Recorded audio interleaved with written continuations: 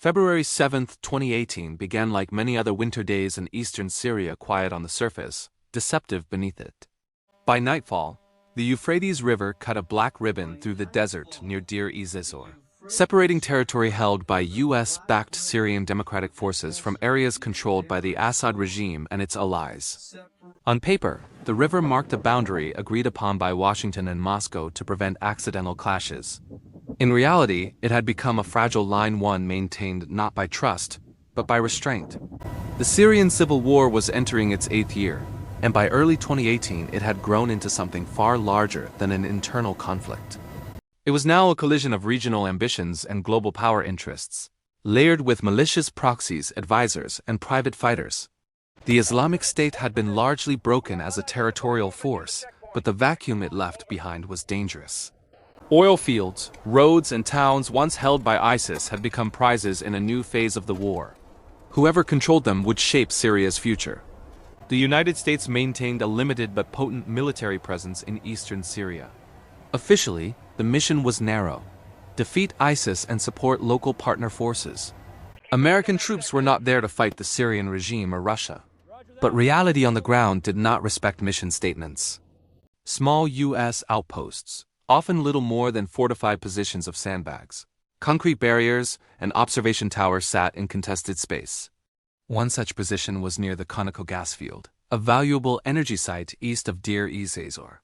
Across the river, pro-regime forces gathered strength. These units were a mix of Syrian troops, local militias, and foreign fighters. Among them were men connected to Russian private military companies, fighters who operated in the shadows, between state and deniability. They were not officially Russian soldiers, but they were trained, equipped, and supported in ways that suggested deeper ties. Moscow publicly downplayed their presence, even as they appeared repeatedly on battlefields where Russian interests were at stake. In the days leading up to February 7th, U.S. intelligence began detecting unusual movements. Surveillance assets tracked convoys assembling. Communications hinted at coordination. Artillery pieces were repositioned. The pattern did not look defensive. It looked preparatory. Analysts passed their assessments up the chain of command. Something was coming. At the American position near the gas field, the soldiers felt the tension long before the first shot was fired. These were special operations forces and their partners, experienced, disciplined, and accustomed to operating in hostile environments. They knew the rules of engagement by heart. They also knew the stakes. Any clash with Russian-linked forces risked escalating beyond Syria, beyond the Middle East, into something far more dangerous. Washington and Moscow maintained a deconfliction hotline precisely to avoid that outcome. Whenever one side planned major operations, the other was supposed to be informed. On February 7th, U.S. commanders used that channel. They sought clarity. They asked a direct question: were Russian forces involved in the movements east of the Euphrates? The answer that came back was unambiguous. Russia said no. There were no Russian troops in that area. Whatever was happening, Moscow claimed, was not their operation. That response mattered. It removed a critical restraint. If no Russian forces were present, then any hostile action against U.S. or partner positions would be treated as an attack by hostile forces. Nothing more. Nothing less. The line was drawn not on a map, but in a decision. As night fell, the desert cooled rapidly. The sky over Deir ez-Zor was clear, offering perfect visibility for aircraft and sensors. Inside the U.S. position, screens glowed with live feeds. Drones loitered high above, their cameras peering into darkness. Analysts watched vehicles move into formation. Artillery tubes angled toward the river. The buildup was no longer subtle. Shortly before the engagement, U.S. commanders issued a final warning through established channels. The message was simple: do not advance. The forces massing across the river ignored it. Whether they believed the Americans would not respond, or whether they underestimated the response they would face, remained unclear. What was clear was that they continued forward. The first rounds came in under the cover of darkness. Artillery fire landed near the U.S.-backed positions, probing, testing, signaling intent. This was not an accidental exchange. It was a coordinated attack. Enemy forces began moving toward the gas field, supported by armor and indirect fire. The boundary that had held for months was being deliberately crossed. Inside the American command structure, the situation crystallized in seconds. This was now a defensive battle. U.S. forces were under attack. The rules were clear. They had the right to defend themselves and their partners with overwhelming force. Orders moved quickly but deliberately. Authorization was confirmed at multiple levels. Assets already in the air were retasked, others were scrambled. The response would not be symbolic. It would be decisive. On the ground, American troops held their positions. They did not rush. They did not fire blindly into the dark. They trusted the system around them, layers of intelligence, surveillance, communications, and firepower designed for exactly this moment. Their role was to observe, coordinate, and survive. Across the river, the attacking force continued to advance, unaware of how completely it had been seen.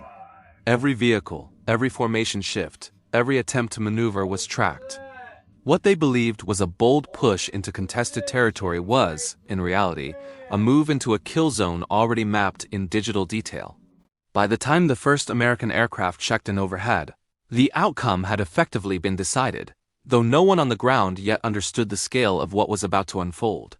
February 7, 2018 was no longer just another night in Syria. It was the moment when unspoken assumptions were about to collide with reality and when the limits of power, deniability, and miscalculation would be tested under fire.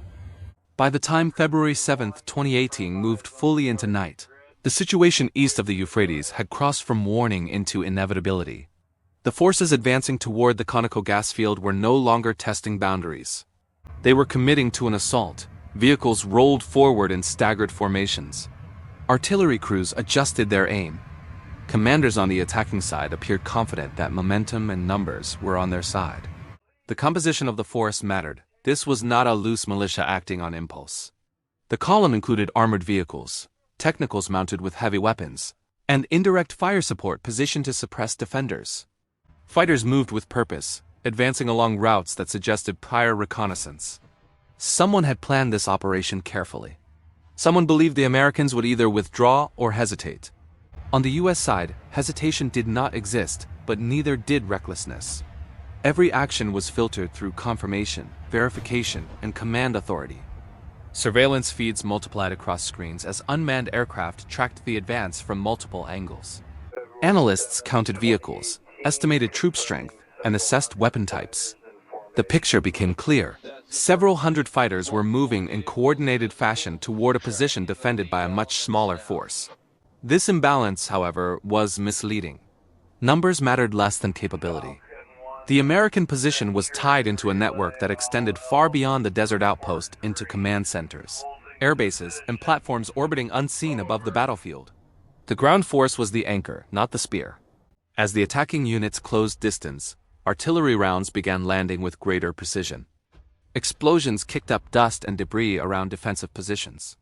The message was unmistakable. This was meant to soften resistance before a push across open ground. Yet even as the shells fell, U.S. casualties remained minimal. Protective positions held, communications stayed intact. The defenders reported calmly, methodically, refusing to be rattled. The first phase of the American response began quietly. Aircraft already on station adjusted their orbits. Sensors refined target data.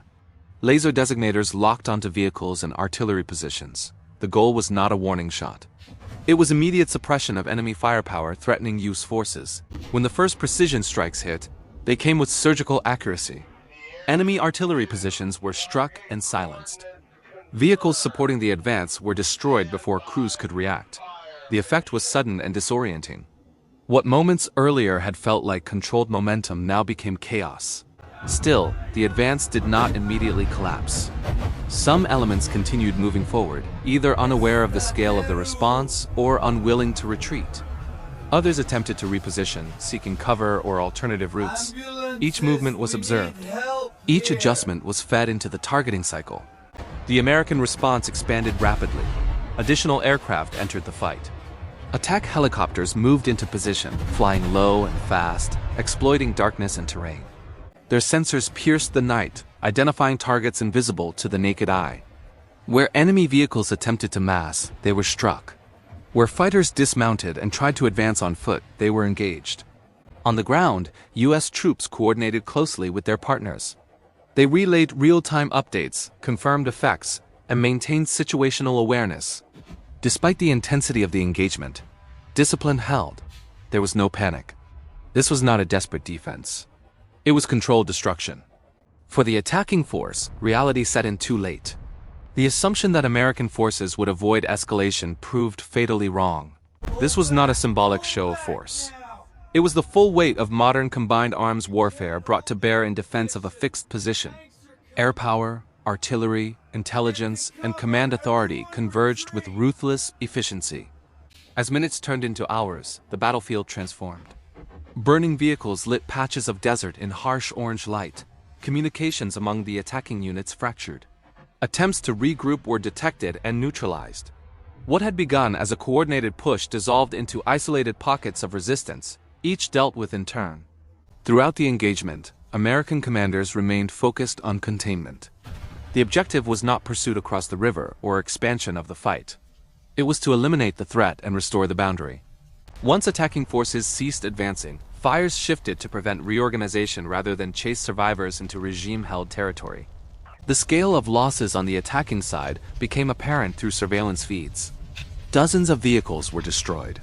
Personnel casualties mounted rapidly. Yet even as the destruction unfolded, official channels remained silent. No immediate claims were made. No flags were raised. The fighters falling in the desert night did so without acknowledgement from the state whose interests they were believed to serve.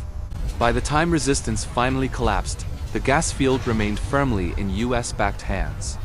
The boundary along the Euphrates had been violently reaffirmed. American casualties were minimal. The disparity in outcomes was stark and would soon echo far beyond Syria.